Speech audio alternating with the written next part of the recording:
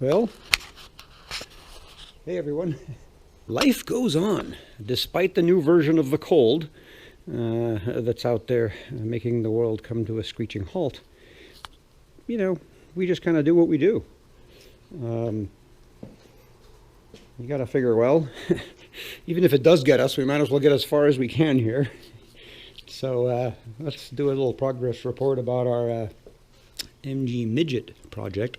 This is the 1275 engine that was rebuilt before I got it, and so I'm putting my trusted components on here. I may not end up running this particular setup in the car. Pretty stock little engine. This is the Italian Weber 45 that I've used to test a number of engines. I think most recently we ran the Super 998, the what amounted to an 1100 small bore hot rod that I built that went into our friend Aaron Hagar's car. But this one here, just kind of going through the motions. Want to see oil pressure, want to get it to run, want to see how it sounds, want to see what leaks. I put the 5-speed kit, well, part of it, the adapter plate on the back to accept the Datsun 5-speed we've got sitting over there. I elected at this time not to install the full rear seal kit. I kind of want to see what happens. This has got the standard rear main arrangement that I'm pretty fond of on these. Now again, I didn't set this one up, and so for now I'm just going to run it and see if anything leaks out of it in normal places, and then decide whether I want to address anything or install the other kit, or we'll see how it goes. So let's fire this thing up. I already started it one time. I just didn't have a camera handy. I couldn't convince a camera person to come out here. But I like to run these for just a couple of minutes without any coolant. It's nice to start these up and get them a bit hot. Get that head gasket to kind of gum up and stick before we introduce water.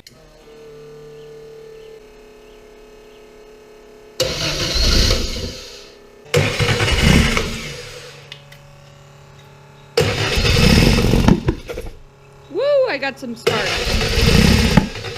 Wow!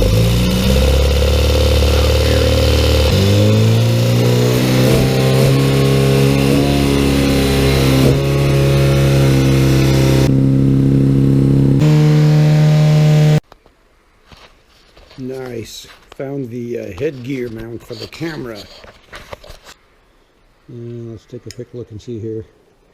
I got the timing pretty close, statically like we usually do, and then I got it running a little bit there. Let's take a look.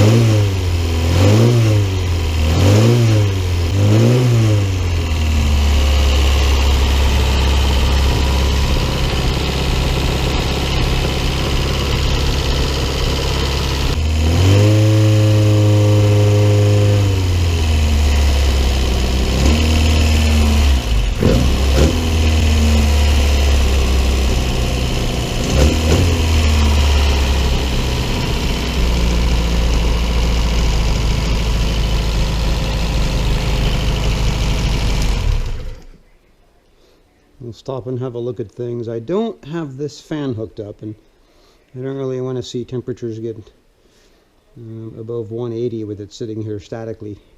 But that's kind of a good number to at first have a look and see if there's any leaks, see if anything looks out of place. A lot of the prescribed first start procedures talk about, don't let it idle, run it at 3,000 RPM for 20 minutes.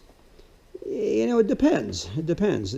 Ultimately, I will probably run it that long and longer, but I'm not going to stand here with a timer and have the thing shrieking. I'm going to run it for a bit. You saw how I vary the RPM. I'm not going to like set it there and go sit down.